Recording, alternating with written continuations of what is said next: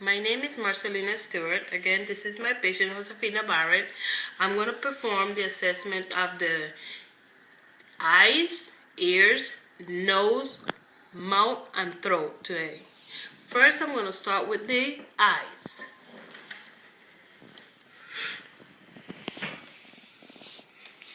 With the eyes, I have to make sure that her eyebrows, you could bring your eyebrows up and down, eyebrows.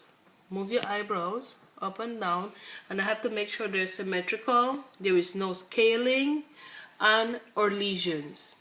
With her eyelids, I'm going to ask you to close down your eyelids and make sure they're symmetrical, there is no swelling, there is no redness to the eyelids, and they look nice and straight. Now I'm going to take a look at her eyeballs, and from the side of her face, I'm going to flash a light to make sure the eyeballs are aligned, they do not protrude, or they're not sunken.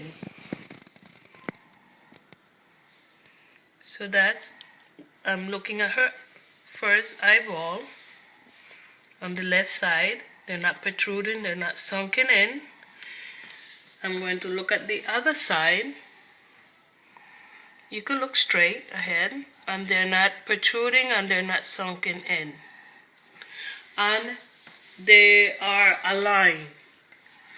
The next step, I'm looking at if there is no sign of palpebral fissures. Looking at them, in some other cultures, palpebral fissure meaning that some of them could have Down syndrome, but as we see, the palpebral fissure are normal. There is no sign of Down syndrome that we can see. And in Asian, some of them have like the chinky eyes. No, that's not a right phrase. But there is no sign of Down syndrome. The next step is looking at the conjunctiva. And also looking at the conjunctiva, I'm going to just press down, and they look nice and pink. In some black patients, the conjunctiva could appear gray, but these are nice and pink. They're both nice and pink actually. And there is no redness, there is no swelling, or there is no sign of infection, which is a little bit of discharge that we will notice. Are you having any pain? No. Okay, no pain. So, but they look nice and pink. Also, if I pull the upper lids,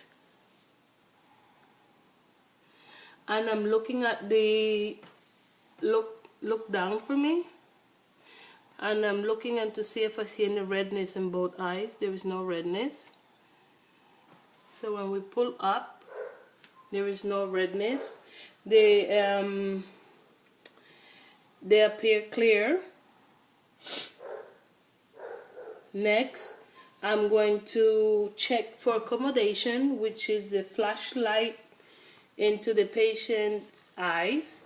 And when we do the flashing into the patient's eyes, we're going to see that accommodation occurs when we flash the light. The pupils are constricted. Now I'm going to bring it closer. Can you look straight ahead for me? And I'm going to try to see if we can get that, to see if we can find. Open your eyes. I don't know but I can see pupil constriction, and I'm going to do it also in the other eye. Look straight ahead, and pupil constriction occurs when we shine the light in the eyes. Also, if you look close straight ahead, look at my finger. There should be pupil constriction with the fingers a little bit farther away, and when it comes closer, the pupil will accommodate to look at the finger. And with the cornea, we are making sure they're smooth and they're not irritated.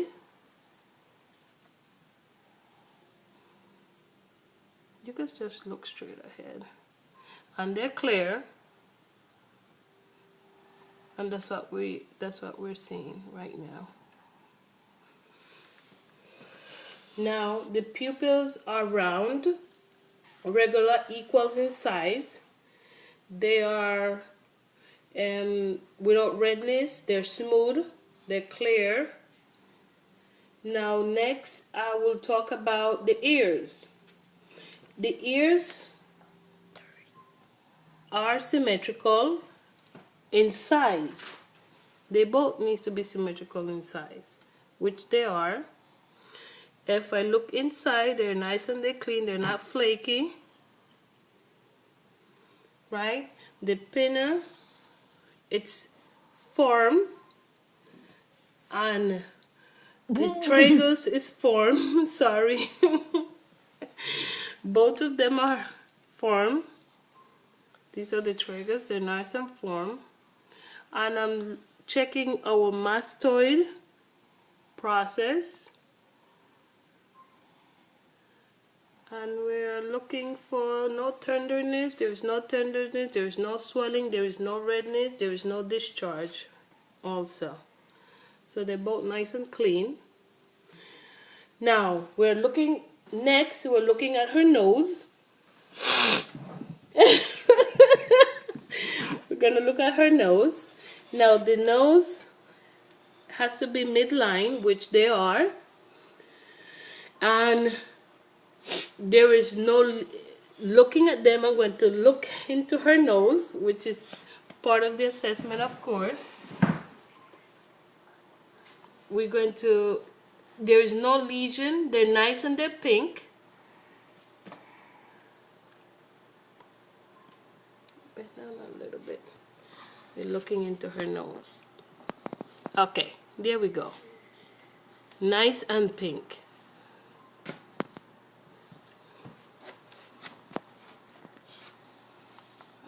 Let me see. Turn this side a little bit. I'm having a little difficulty.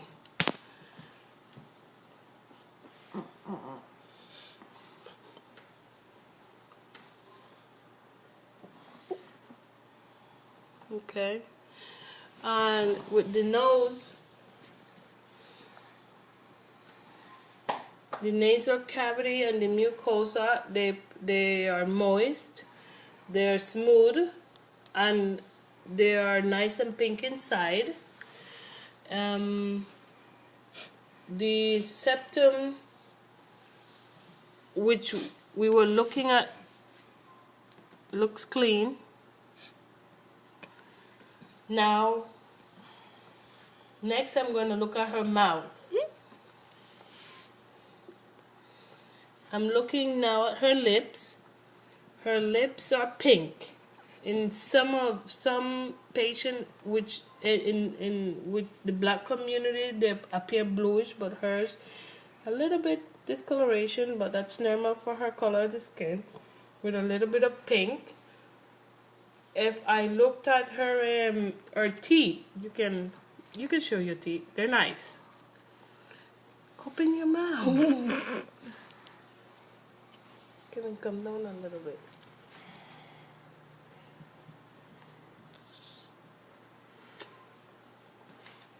Now her teeth are nice and white, and if I look at her gum, you can open up your mouth. Her gums are nice and clean. Can even, if you stick your tongue out, there is no tremors of her tongue. When we're doing cranial nerve 12, we can check to make sure the cranial nerves are working. And if you stick your tongue out, you're going to find that the cranial nerve 12 is working perfectly. You just got to stick it out. And it's nice. There is no tremors, and it's aligned. Also with her mouth, we will do her upper teeth. Let me show you upper teeth. Open your mouth. And with her gum and upper.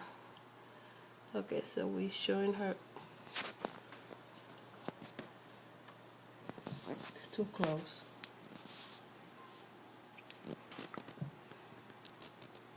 So her gums are nice.